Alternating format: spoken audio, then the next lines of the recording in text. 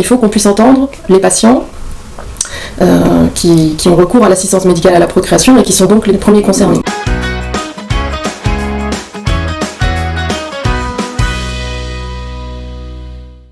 Alors, je suis Stéphanie Chryslik, je suis bénévole du collectif BAM depuis quelques années maintenant. Je suis membre du conseil d'administration et je suis référente du don de gamètes chez BAM et je suis référente de la révision de la bioéthique. Je suis bénévole chez BAM parce que je suis passée par un parcours d'AMP depuis 2013. Mon mari a une azoospermie totale. Moi, j'ai découvert il y a peu que j'ai des syndromes des ovaires polykystiques. On a eu la chance d'avoir une petite fille qui va avoir 3 ans cette semaine grâce à un don de spermatozoïdes.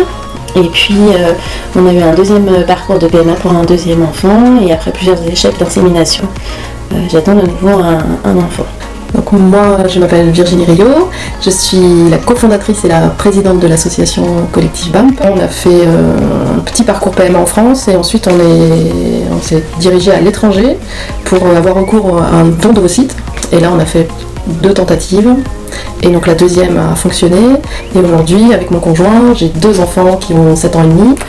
Alors l'association collectif BAM a été créée en 2013 par des patientes et des ex-patientes qui ont eu des parcours d'AMP. L'objectif dès le départ c'était de témoigner, informer et agir sur tous les sujets relatifs à l'assistance médicale à la procréation.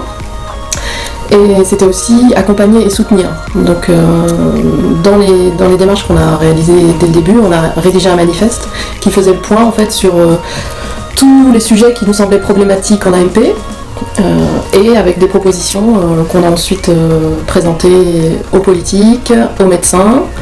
On avait aussi un travail vers les médias, parce que c'était 2013, on sortait de la précédente révision des lois de bioéthique. On avait eu tous des gens dans la rue qui criaient « la PMA c'est mal » et les gens qui ont recours à la PMA c'est mal, et les enfants qui naissent grâce à une PMA ça va pas. Donc on s'était dit il ne faut pas que la parole publique soit réservée qu'à ces gens-là, il faut qu'on puisse entendre les patients qui ont recours à l'assistance médicale à la procréation et qui sont donc les premiers concernés. Aujourd'hui, ça fait 7 ans qu'on existe et on a des bénévoles dans différentes villes de France. Donc c'est des gens qui donnent un peu de temps pour la cause collective. Alors, donc vu qu'on est une association de patients, il n'y a pas de retraités, donc tous les gens qui sont là sont des gens qui travaillent et qui essayent de faire aboutir tous les objectifs qu'on a définis entre nous au sujet de l'AMP.